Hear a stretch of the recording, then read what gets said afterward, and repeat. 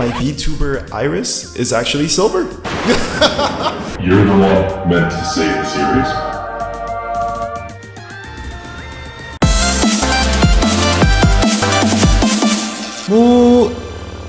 Hello and welcome back. We just did a podcast last week about the series RWBY, and here we are again after episodes 100 and 101. Right. So we are super excited, and it's going to be a short episode today, but I can't wait to dive into it. So I'm back here again with Nate, Michael, John, and Patricia, and we are just super hyped about the new episodes that were just released. Let's get into it. So the Talking Grimm makes another appearance in Fight Team RWBY. We were just talking about the silver eyes last time in the podcast. My VTuber Iris is actually silver.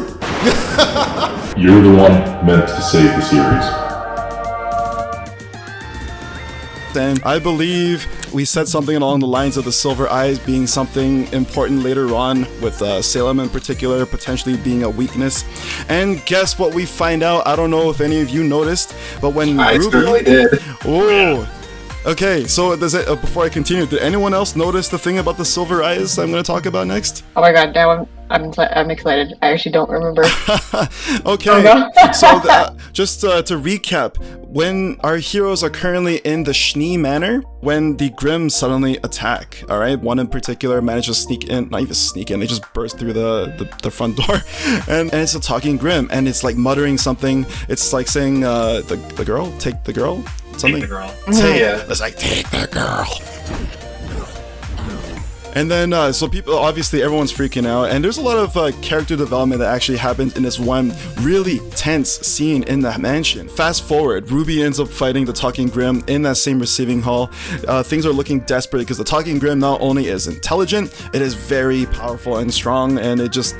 I think it uses someone as a shield again. He actually gets his hand on Penny, and this was only because Penny somehow recovered because the virus forced her back up, which also is another thing I kind of want to talk about. I'm not too happy about that, but anyway, the Talking Grimm does what it does best and picks up Penny to use as a human android shield, and with no other options left, RWBY ends up using her silver eye power that she suddenly remembered how to master. Okay, and it kind of bursts the Talking Grimm out the window. But you would think it would just die on the spot because it's Grimm. No, it climbs back, and its head gets peeled back to reveal a human. And Faunus. It was a Faunus. Yeah. Technically. A faunus with silver eyes. Faunus with silver I didn't eyes. catch that. So I'm going to throw it up onto the screen right now. On the bottom, like of the iris. What?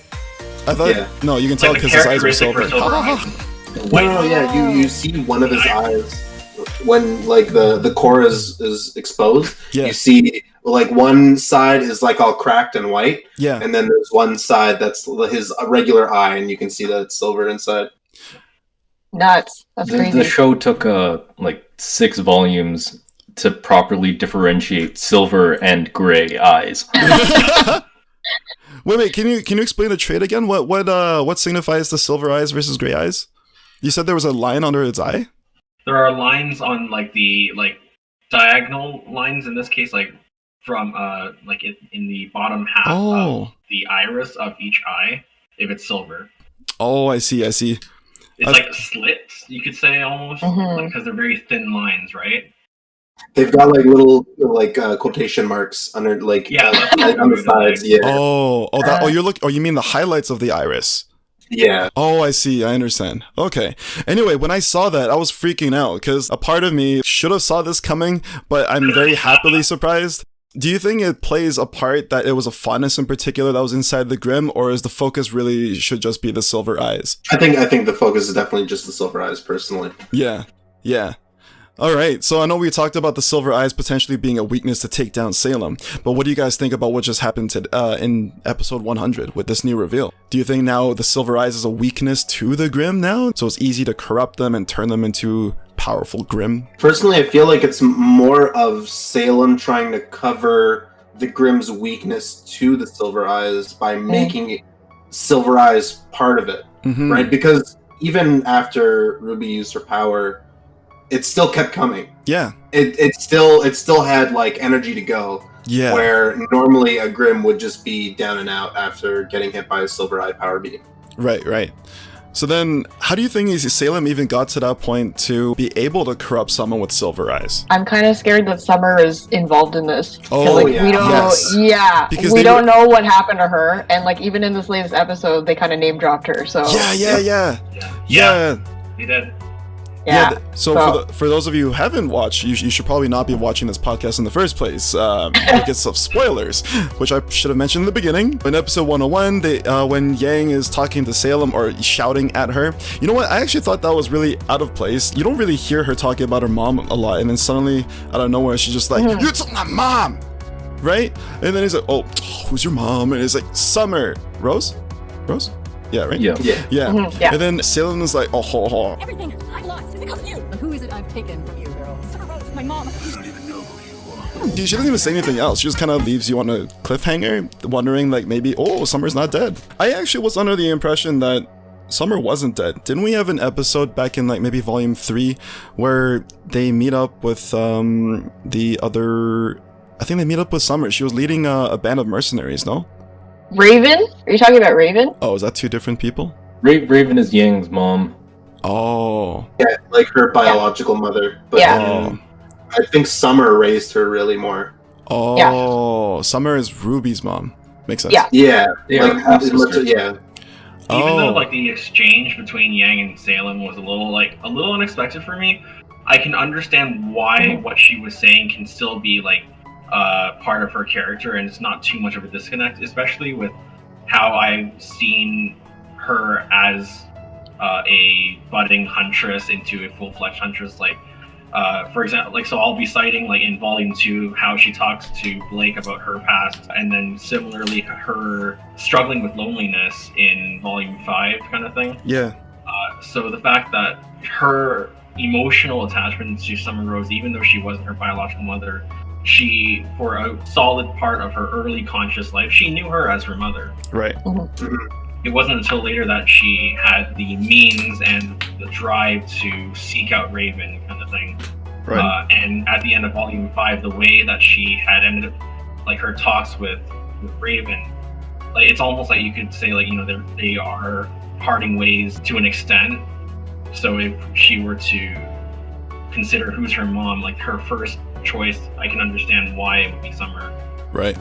Yeah, especially when it seems like Raven kind of ditched them to go lead a band of mercs. Just a lot of forced plot. The thing with the silver eyes, they've been building it. Yeah. I guess the best word would be like hinting at it, because there's just like phrases of dialogue in each volume where the entire team under Salem has been slowly getting rid of the silver-eyed individuals. Yeah. Throughout all of Remnant. And then, they just throw in hints of dialogue when Cinder goes back in the first meeting where we meet all the bad guys at their big table. Hazel says something along the lines of like, why did you have trouble with this one silver-eyed individual? Yeah. Like, demeaning, like, because they've taken down the rest of them. Yeah. But they don't really expand on it, and then combine that with just Summer Rose suddenly appearing again in this sudden connection to Yang, even though, like, I guess canonically, sure, they would have had that, but they didn't show any of it. Yeah. And then just, there it is. That's why I kind of thought it was out of left field, because they didn't really show much of her brooding about where her mother went, right? I don't necessarily want her to brood, but, you know, at least mention her a couple times, but it just kind of seemed like she lived her life just like any angsty teenager. I think that they brought the silver eye stuff a bit late. Like, I fully appreciate, you know, dropping hints here and there and not fully putting it on the screen, like the importance of the silver eyes. But I think what really toned down the whole reveal of the silver eyes, especially in the Grimm and even in that conversation at that table, is the fact that RWBY as a character, she didn't seem like her eyes were anything that special. She was like, oh, that's interesting. It's like she exploded this one time and she thought that was just good luck. It was a big mystery, but she didn't really put that much importance on it, you know? Whereas if we were to compare it to, let's say, I don't know, like right off the top of my head, I'm comparing it to Sasuke, who knows he has a strong eye power, the Sharingan, right? And then he kind of works to improve on it. And he's also got some issues that he wants to work on as well. He's got some drama. His whole family, being dead is a huge motivating factor. But what about RWBY, right? I guess she wants to be... she was just supposed to be at first just a happy-go-lucky teenager, but then even when she was forced into more leadership roles, she wasn't focusing on one of their biggest assets, which is her eyes. So until much later, with it, though. Open. That's the weird thing. Yeah, they opened with it. It's in the first episode. Yeah, mm-hmm. And then they dropped it. Where Ozpenny's like, oh wow, silver eyes. And then they dropped it. I don't even remember seeing it again until they meet the Reaper. Yeah. Right? It's like that, and then the fight at Beacon, and then like literally the Reaper. Yeah. So that, like, if they kept dropping it all the way along and maybe even escalating a bit here and there like they did at the Fall of Beacon, then I wouldn't have been so, what's the word? I feel very drawn out, because it took this long for them to do anything with it, and that's all. Not that it's like it's probably still reaching like in this example, but like there was also the battle at Haven where RWBY like again unconsciously like used her eyes again. Yeah. So like it took quite a while to see like the knowledge or like information behind it for her to begin to try to harness it, let alone master. True. Like her, like the state of mind that Maria had told her to practice. So it could be like overreaching to say maybe she's still not at that point where she can, let's say when she first saw the Hound, get into that state, with all of the stuff that's on her mind, everything that she talked about at the beginning of 100, so Dark, the episode. Yeah.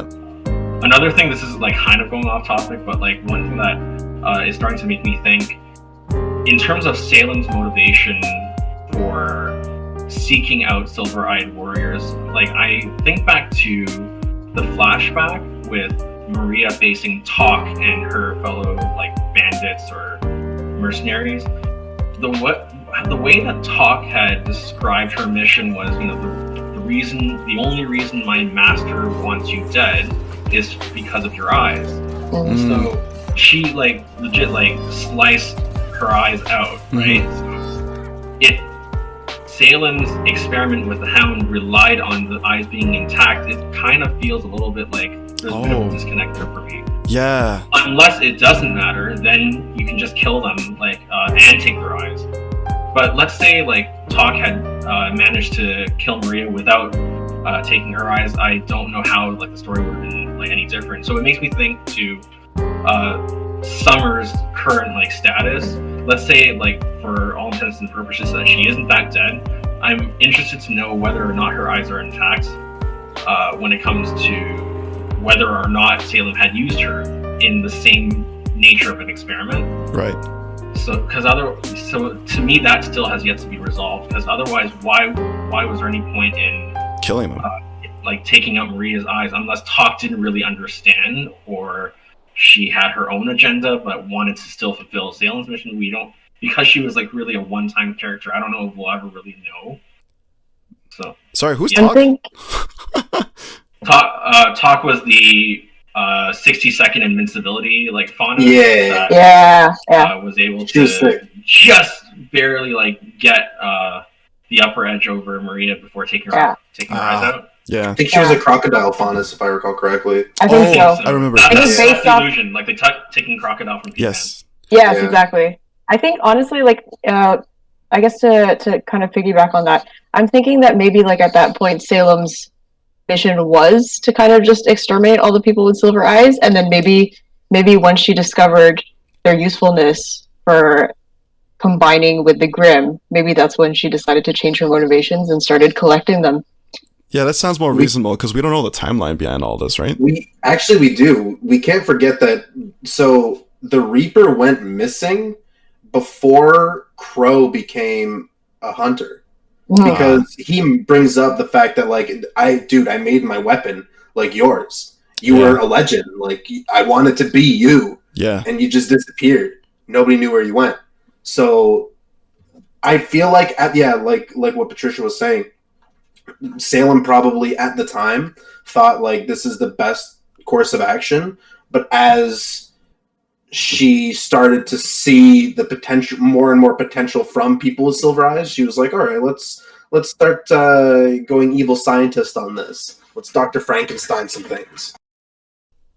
Another way you can explain it is that what if she was just trying to get rid of the immediate threats? Like, she would try to convince them to try to convert over, or she would try to incapacitate them to bring them in. But if they were too powerful or they were too much of a threat, then just... Because it seems like... I feel like it's going in the direction that people with silver eyes being turned into Grimm might still have somewhat of a willpower inside. I feel like it's going to be something like Ruby's going to somehow manage to like convert them back with enough silver eye blasts or something like that, right? And it's not like Star Wars where they could just take one silver-eyed person and just clone their bodies or their body parts and it just have an army of silver-eyed Grimm. I feel like they're only limited to just taking these people and converting them one at a time. So... yeah. It would be interesting if the light that Maria has claimed that comes from the light from the silver eyes that comes from the God of Light could potentially like communicate with one another. If that's like in or resonate or you know, link up with one another. If that to me seems like the most likely avenue to being able to use that as a plot point. Kind of thing. Yeah. So. Right away, I'm just picturing Aang going into his avatar state. It kind of makes me think, like, with the fact that we don't know where Summer is, like, what if she's the first? What if she was the first experiment that Salem did with eyes? Yeah, you know what I mean? Where she was the one that made Salem realize, like, oh, I can kind of play around with this a little bit. Like, it makes me think, like, what if she's the power source for Monstra? I can totally see that. Because, like, a giant flying leviathan of a whale in the sky, like, where's the power from that? I don't, like, that doesn't compute in terms of Grimm. Like, that doesn't make any sense. Mm-hmm. Yeah. Like, and it's got rooms. It's got rooms and the houses inside. Yeah, it's furniture and architecture. I need to know. The most that I've seen was like Salem like issuing commands through like her touching her like throne kind of thing to like magical energy. But if that's only for commands, like what else? Like Nathan was saying, like there must be like some like power source, and we've yet to see that. Yeah. Another thing that like I was thinking about with the idea of these experiments for Salem and her, you know, apparent sudden recent change of heart in terms of what she would do with the silver-eyed warriors, it makes me think about the constant war between Ozma and Salem, where, you know, Ozma has to build things up from scratch every time when he reincarnates. Yeah. To, you know, for his forces, you know, supposedly, right? Or at least those who are still there. But Salem, like, she can accumulate her knowledge. So it is odd to me that it took her supposedly several reincarnation cycles for like Ozma's side to decide, let's make use of these silver-eyed warriors kind of thing. Like, yeah, you know what I mean? Yes. Like, or that makes a lot of sense. So if you wanted to make the war easier for your side and you have such knowledge, you would use it sooner to try to turn the tides in your favor sooner. The thing is, it's so yeah. Yeah, I agree, but the thing is, this is also in her MO kind of thing. In the beginning, you can argue, like, she holds on to grudges. She's pretty spiteful, right? She hates both the God of Light and darkness, right? At the beginning, it could have just been a grudge. She just wanted to hunt them just for the sake of destroying them. But at the same time, I could also see, from her perspective, if she knows that the silver eyes have the light of the God of Light, then this is more reason for her to try to corrupt it and turn it into something else, right? Yeah, I agree that she could have been doing this a long time ago, but there's also a chance that she could just be very spiteful and was so focused on either Ozma or even just messing around with humanity that she was okay with just harassing them. Sounds reasonable. Like, this is being just like blinded by fury and rage, or having like the arrogance of being supposedly all powerful. Exactly. Everyone else on Remnant. She already it says could easily take time. I could cite, it's not the best example, but like Dragon Ball Super with Frieza. Like for the longest time, like he never like decided to like do any kind of training for his entire character arc until Super. Yeah. And then he decided, okay, let's do this, and then he becomes all golden and super powerful kind of thing. Right. Yeah, I think that checks out for this latest episode as well, because like she was kind of like on her high horse as well about like when she was talking to Oz or Oscar, I guess. She was like, really, you want to save like this world? Like it's ruined. Like there's no way. Like because I guess that's what her goal was, is that she just wanted to basically show the gods like, ha, like you think that you could keep me down? Like I'm gonna ruin this world, and I'm gonna show everyone that there's really nothing to be redeemed about anyone on this planet. For sure. Yeah, so I think that checks out, that she's just really spiteful and she could just be really petty, and it's just become like a ginormous display of that. You know, from the beginning, she was already very clear that her and Ozma were given gifts to make them more powerful than everyone else, and that will be the way to like control the world and everything else. There's no other reason to engage with the peasants kind of ideal, right? So if she didn't have to necessarily increase her forces and just harass all the civilizations with like swarms of Grimm, then she's not going to spend extra time on it. Yeah. But although it is unfortunate that she didn't think of it sooner. So now that we're talking about Salem and that final battle, I thought that was crazy. I'm a huge Salem fan after seeing that. We finally get to see Salem in action. And then, you know what I really appreciate? Her ability to really manipulate the Grimm around her to grab them and restrain them. I thought that was brilliant. I thought that was a big plot hole, that the whole engagement with her and Hazel could have just ended if she just, grabbed him like that. But it really just speaks to her character, like we were talking about before. She likes to play with her food. She let him think that he had a chance. He jammed those big spikes of dust into his arms and got all beefed up, which I thought was super cool. But then she still shut him down. And I was like, this is really the arrogant villain of the show.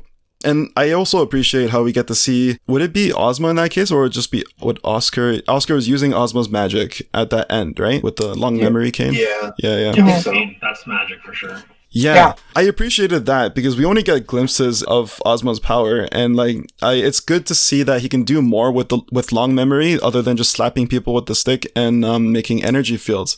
And it really makes you wonder what's going to happen next in his attack that he's charging up, because they always talked about this cataclysmic battle between Salem and Ozma, and it's good to see that you can do more than just slap people with a stick. I'm just very excited to find out more about his weapon, because it's not even a pointy stick. Yeah, I actually thought it's got like a whole mechanism. Yeah, the gears and the squeeze handle. Why is it like that? Tell me why. I know. I thought it had something to do with like time travel or something, but then apparently not. Maybe it's just a red herring, and it's just for increasing his grip strength. It's mostly just for stress. I don't remember the Volume 1 opening as vividly, but the gears was a huge theme in the Volume 2 opening. True. You can see it when they're falling through and you see the motion of the gears, and I'm that was so fascinating to me, but we never really got to see its use until much later in the series. So see, this I appreciate. It's these little details, right? You show hints of here and there. You want to know more about what's going on. There's clearly more mystery that they can build up to. This I appreciate. But with the Silver Eyes, if you keep dropping hints and then nothing happens, it's a letdown. I think it's between promise and payoff, in my opinion. What do you think about how Yang and the others did with Salem? I got a big takeaway from it, that Salem seems to be auraless. Oh. For example, Yang's bomb punches kind of thing. They all connected. Yeah. Right, and we didn't see they legit exploded her upper body. Yeah. And then they basically reversed and went back in kind of thing. And then she was still in a state to still attack Yang despite having all of her guts kind of flying out but frozen outward. So there was no showing of aura like that, which in a way makes sense, right? So there's no need to have something protecting you if you're immortal. It kind of looked like Elastigirl, a bullet went it didn't necessarily pierce through, it just kind of although we do see her face getting opened up. Literally smash her face. Yeah. So, right? But she was able to come back And he talked about the fact that she was only out for a few minutes or hours. I don't remember like the time, but it was so short, and she was still able to come back. So I can understand not having to invest in generating and maintaining an aura if you're gonna just come back eventually, kind of thing. Mm-hmm. I mean, you can argue that the aura is just basically their soul or their spirit, and if she's already been corrupted to this point, maybe it's just not there. I just searched it up. There's discussions that Ozma and Salem, because they were part of Humanity 1.0, that they don't have semblance or auras. Humanity 2.0, and then, I mean, for Ozma, Ozpin, because all of his hosts have been Humanity 2.0, but that makes so much sense. That does make sense. Yeah, they get magic, and then Humanity 2.0 gets semblance.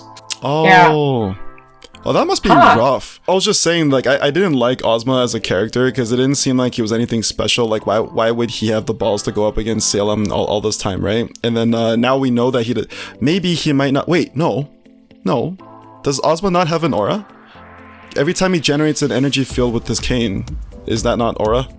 But that's him after years and years and years of being in humans. True. Humanity 2.0. True. Ozma himself doesn't have a semblance. Yeah, they have magic, but they don't. There's no definitive answer on that yet. This got really interesting. Yeah. But also, speaking of auras, they seem to have gotten weaker, like within Volume 8 itself, like how much they can take. Are you sure that's about their auras weakening and it's not speaking to how stronger their opponents are? You could make that argument, but then, like, in episode 100, it seemed to really bother me just how long Ruby stayed down, and they didn't actually say if like she was knocked out. Oh, yeah. And then their excuse when Blake is in trouble, and then Ruby just gets up last minute. She's like, "Oh, I heard you." Like, was Ruby just lying on the ground the entire time? Yeah, right? She just wanted to take a nap. She felt tired. I get what you mean now, yeah. Oh, speaking of that, when Ren, Yang, and Jean were walking through the Leviathan, like the halls, I found that Ren, I get they were trying to explain how he was using a lot of aura to mask them, but also to find Oscar. Jean was trying to help amplify, but Jean was supposed to have a large reserve of like aura compared to everyone else. They showed it in like the first volume, right? Mm-hmm. He got weakened fast. Yeah, no, canonically they've always said that he has a large amount, but they haven't really shown that, and from what we've seen, it just seems like he has just slightly more to give, but not a significant amount, not like what was first implied when Piera first mentioned it.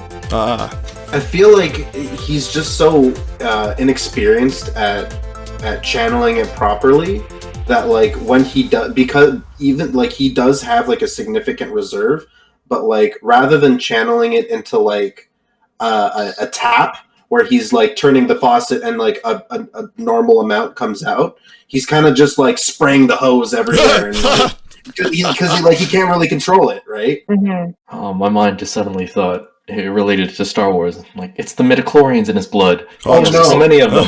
Oh my god. You could also make like an argument for Ren being very new to his like emotion sensing, like evolution of his semblance. Yeah. Because now he's using both aspects of his semblance, and the latter, which he just unlocked, he's using it for an extreme range. So if you compound that with Jean only having had his semblance like really unlocked for about 3-ish volumes, because it's end of volume 5 to now, that can easily, like, those two things combined, the use of the semblance aspect that's, you know, just recently evolved to such an extreme range, plus his, you know, John's relatively lesser experience, it makes sense that they could run out really, really quickly. Right. They had also just been like stranded in the middle of nowhere for like several hours, so they're probably exhausted on top of like all of the additional aura that they're spending regularly. Like they're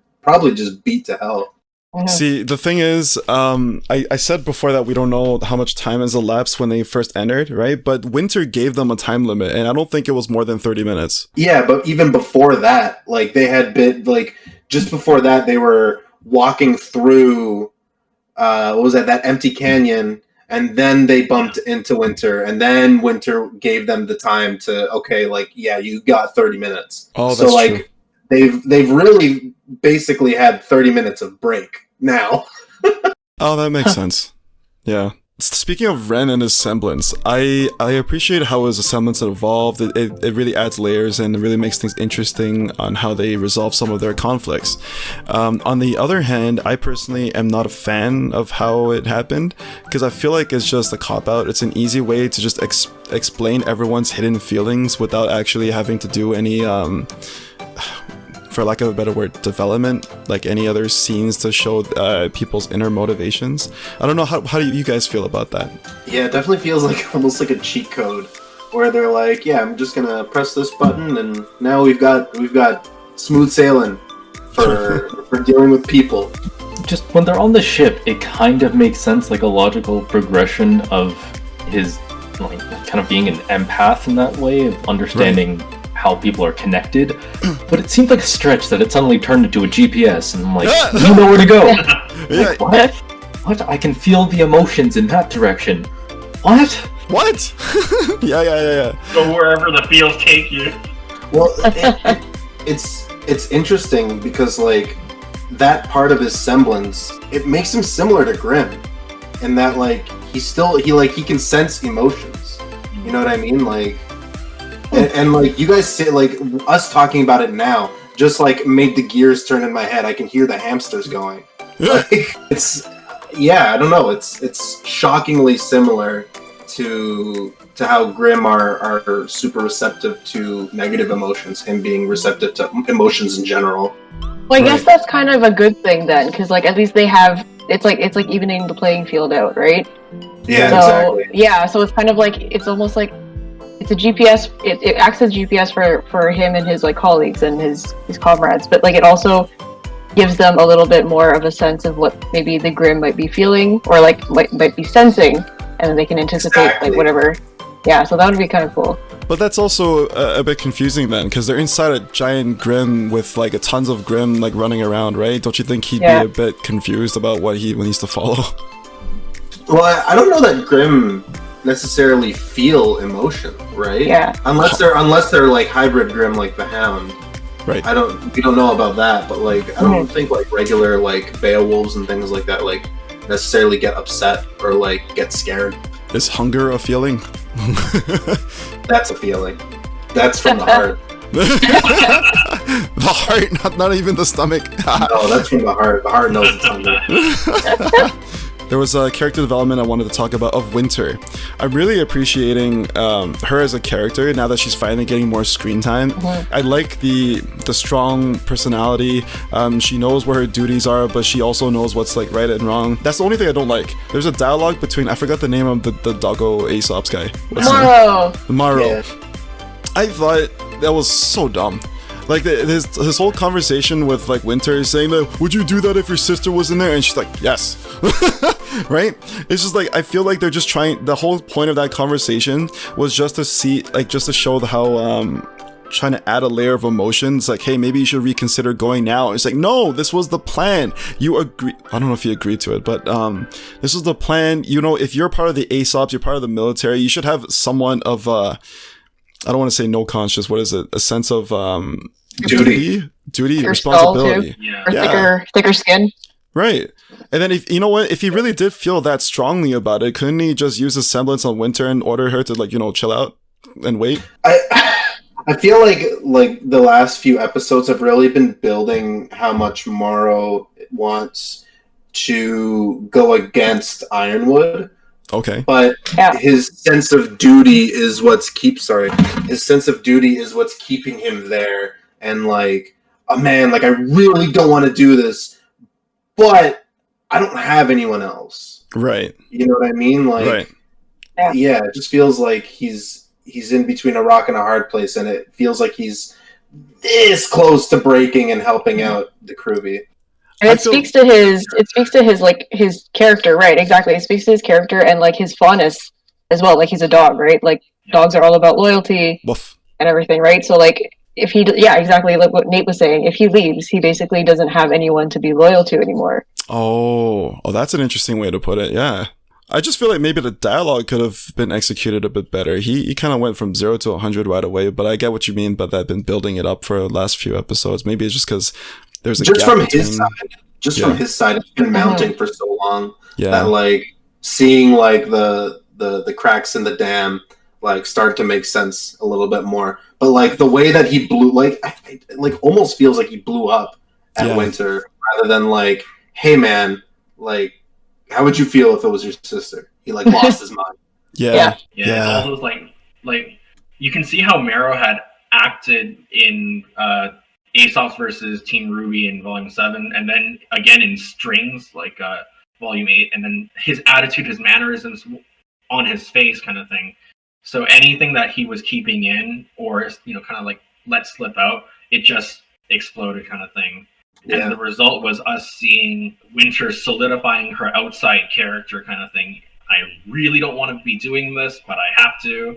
Mm-hmm. She probably is already wrestling with the fact that she technically disobeyed a part of Ironwood's order, you know, to not let Yang, Jean, and Ren out of her sight, but she did it anyway. So she's going to have to answer to that eventually. And it made sense that Marrow was out of the remaining Aesop's the one to say anything to Winter in the first place. Right. And of course, because of that, he ended up getting shit from Elm. Right? She just jumped in and said, start killing Grimm. Like, well, not that way, but you know what I mean. But like, yeah. Well, yeah. Yeah, she basically just said, "Get to doing your job, buddy." Yeah. That was me too. I was like, yo, no time to chat, get in there. But no, after what you guys say, I can see how it was building up to this moment.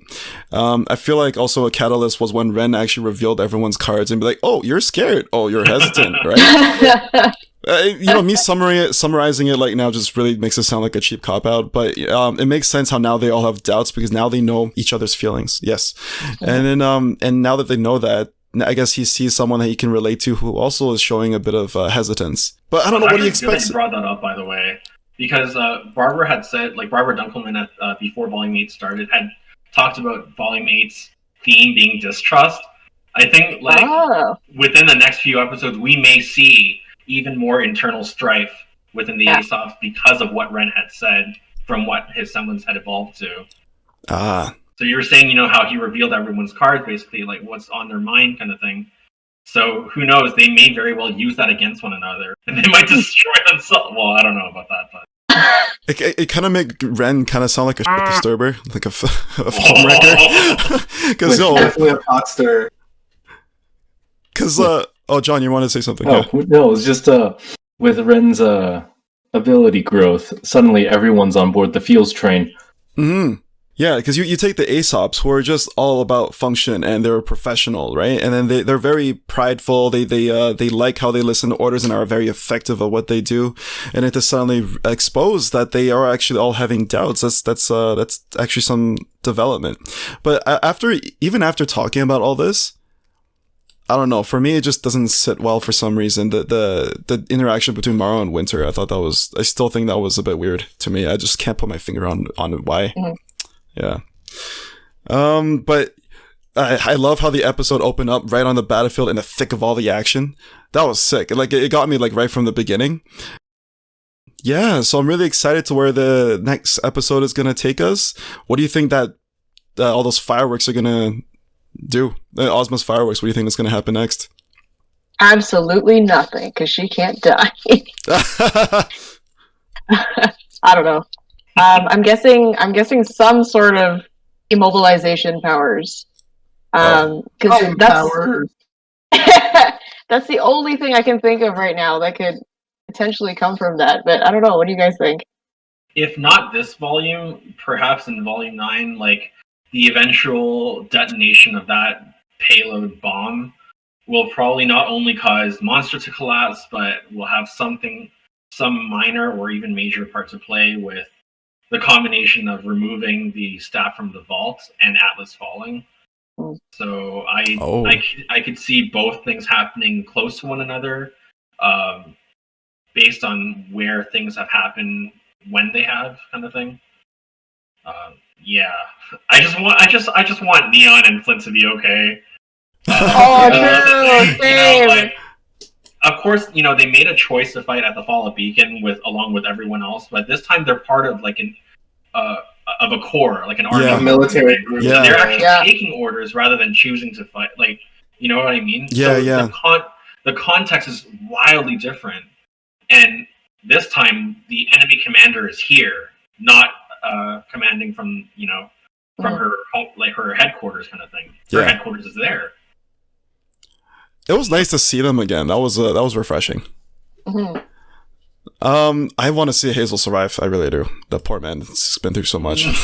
Yeah. I actually liked him right when I first saw him as like the concept, right? Although I did find him very edgy in the beginning as a person, like personality wise, but now he just kind of looks like a big bear to me, and I love it.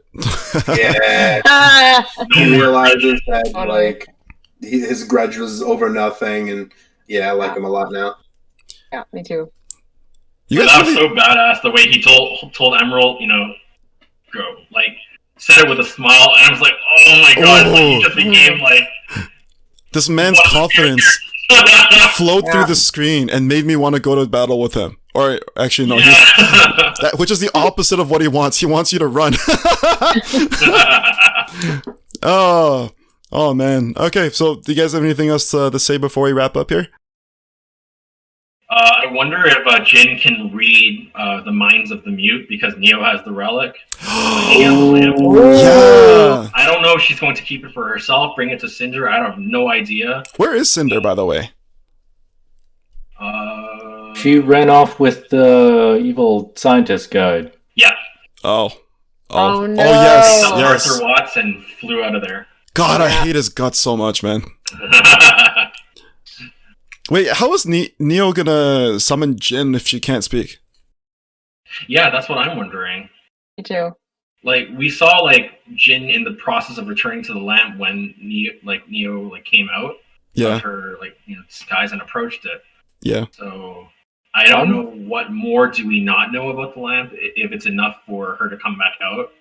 If she can read minds of people that are trying to call her out, I have no idea. I'm gonna be irritated if they suddenly reveal that she can talk and just chooses not to, like Jackie Chan from Rush Hour. Not being able to speak is not the same as not speaking. You see, as if you like to talk. I like to let people talk who like to talk. It makes it easier to find out how full of shit they are. Well, there was some kind of a theory with like Neo being mute in the first place. I forgot the title of the fable or fairy tale that her character background alludes to, but it has to do with her like not speaking for like a very, very long time. Yeah. So it could be just mute permanently, can't do anything about it. Right. Or there might be some kind of an incident either coming very soon or much more later into the future that will cause her to speak. We know for a fact that because of like the gasp that she had to do, like she actually does have a voice actress. I don't know if she's any opportunity to do that, but yeah, I really don't know. This is really exciting. Maybe we'll get to see her thoughts being spoken out loud to Jin, as you said before, All right, so thank you guys for joining me again on the Moocast. It's very exciting. Can't wait to see what the next episode brings. We're in the middle of a battle between Ozma and Salem. Where's Neo gonna take the lamp? Will Winter deliver the payload while everyone's still on the Leviathan? Probably not. Obviously, they'll get off safe. That's how these shows go. I'm just kidding. All right, we'll never know. Until next time. Peace. Bye.